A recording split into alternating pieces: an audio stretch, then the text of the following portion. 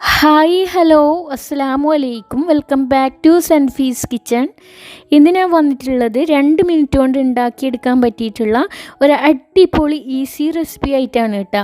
ശരിക്കും പറയുകയാണെങ്കിൽ ചായയൊക്കെ തിളക്കുന്ന സമയം പോലും വേണ്ട ഇത് ഉണ്ടാക്കിയെടുക്കാൻ വേണ്ടിയിട്ട്. കുട്ടികൾക്കും മുതിർന്നവർക്കൊക്കെ ഒരുപോലെ ഇഷ്ടപ്പെടും കേട്ടോ. അതുമാത്രമല്ല രാവിലെ ബ്രേക്ക്ഫാസ്റ്റ് ആയിട്ടോ അല്ലെങ്കിൽ രാവിലത്തെ ചായയുടെ കൂടെയൊക്കെ കഴിക്കാൻ അടിപൊളിയാണ്. ചെറുപ്പം മുതലേയുള്ള എൻ്റെ ഒരു ഫേവറേറ്റ് ഐറ്റം കൂടിയാണ് കേട്ടോ ഇത്. സ്കൂളോ അല്ലെങ്കിൽ ഓഫീസൊക്കെ വിട്ടു വരുന്ന സമയത്ത് ഈവനിങ് സ്നാക്സൊക്കെ ആയിട്ട് കൊടുക്കാനും അടിപൊളിയാണ്. അപ്പോൾ കൂടുതലായിട്ടൊന്നും പറയുന്നില്ല, എല്ലാവരും തന്നെ വീഡിയോ സ്കിപ്പ് ചെയ്യാതെ ഫുള്ളായിട്ടൊന്ന് കണ്ടു നോക്കുക. വീഡിയോ ഇഷ്ടമാവുക എന്നുണ്ടെങ്കിൽ ഷെയർ ചെയ്യുക, ലൈക്ക് ചെയ്യുക. അതുപോലെ ചാനൽ സബ്സ്ക്രൈബ് ചെയ്യാത്തവരുണ്ടെങ്കിൽ പ്ലീസ് ചാനലൊന്ന് സബ്സ്ക്രൈബ് ചെയ്ത് സപ്പോർട്ടും കൂടി ചെയ്യണേ. ഇനി ഇതാ നമ്മുടെ ആ ഒരു റെസിപ്പി ഉണ്ടാക്കിയെടുക്കാൻ വേണ്ടിയിട്ട് ഞാനിവിടെ അത്യാവശ്യം വലിയ സൈസിലുള്ള ഒരു പഴം എടുത്തിട്ടുണ്ട്. നിങ്ങൾ എടുക്കുന്നത് ചെറിയ സൈസിലുള്ള പഴമൊക്കെ ആണെന്നുണ്ടെങ്കിൽ 2 എണ്ണം വരെയൊക്കെ എടുക്കാം കേട്ടോ.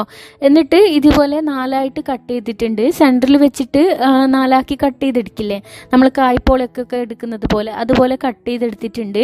പിന്നെ അതിൻ്റെ കൂടെ തന്നെ ഇതിലേക്ക് വേണ്ടിയിട്ട് 2 മുട്ടയും പിന്നെ ആവശ്യത്തിനുള്ള പഞ്ചസാരയും കൂടി എടുത്തിട്ടുണ്ട്. പഞ്ചസാര ശരിക്കും പറയുകയാണെങ്കിൽ ഇത്രയൊന്നും ആവശ്യമില്ല കേട്ടോ.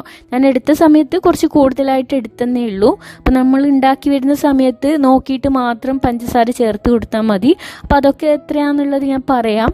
ഇനി ഇപ്പം കാര്യമായിട്ട് വലിയ പണികളൊന്നുമില്ല, നമുക്കിത് ഉണ്ടാക്കി തുടങ്ങാം. അപ്പോൾ അതിന് വേണ്ടിയിട്ട് ഞാനിവിടെ ഒരു പാൻ ചൂടാക്കി എടുത്തതിന് ശേഷം അതിലേക്ക് കുറച്ച് ഗീ ഒന്ന് സ്പ്രെഡ് ചെയ്ത് കൊടുക്കുന്നുണ്ട്. ഗീക്ക് പകരമായിട്ട് നിങ്ങൾക്ക് സൺഫ്ലവർ ഓയിൽ വേണമെങ്കിൽ അങ്ങനെ ഉണ്ടാക്കിയെടുക്കാം കേട്ടോ. പക്ഷേ ഗീയിലാകുമ്പോൾ ഒന്നുകൂടെ നല്ല ടേസ്റ്റ് ആയിരിക്കും. അതുമാത്രമല്ല കുട്ടികൾക്കൊക്കെ ഇങ്ങനെ കൊടുക്കുകയാണെങ്കിൽ അവർക്കൊക്കെ ഒരുപാട് ഇഷ്ടമാവും കേട്ടോ. അപ്പോൾ ഗീ ഒന്ന് മെൽട്ടായി വരുമ്പോൾ ഇതിലേക്ക് നമ്മൾ നേരത്തെ കട്ട് ചെയ്ത് വെച്ചിട്ടുള്ള പഴമില്ലേ അത് ഇട്ട് കൊടുത്തിട്ട് ജസ്റ്റ് ഒന്ന് വാട്ടിയെടുക്കാം.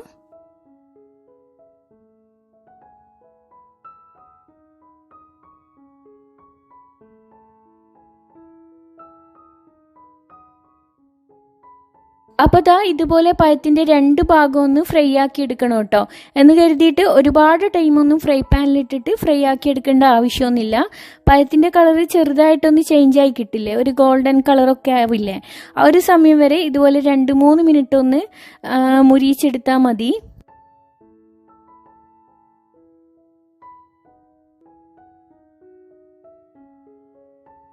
അപ്പോൾ നമ്മുടെ പഴത്തിൻ്റെ 2 ഭാഗവും ഫ്രൈ ആയി വന്നിട്ടുണ്ട്. ഇനി നമുക്കിത് വേറൊരു പാത്രത്തിലേക്ക് മാറ്റി വെക്കാം.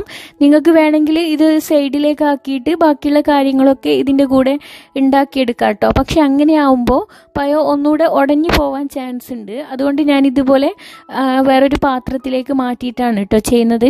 അങ്ങനെ ആവുമ്പോൾ വല്ലാണ്ടങ്ങ് ഉടഞ്ഞു പോയാൽ ചിലർക്ക് അങ്ങനെ കഴിക്കാൻ ഇഷ്ടമുണ്ടാവില്ല.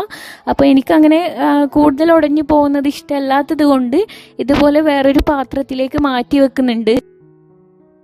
എന്നിട്ടിതാ ആ ഒരു ഫ്രൈ പാനിൽ തന്നെ നമ്മൾ നേരത്തെ മാറ്റി വെച്ചിട്ടുള്ള എഗ്ഗില്ലേ അത് ഇതുപോലെ 2 പൊട്ടിച്ചൊഴിച്ച് കൊടുക്കുന്നുണ്ട്.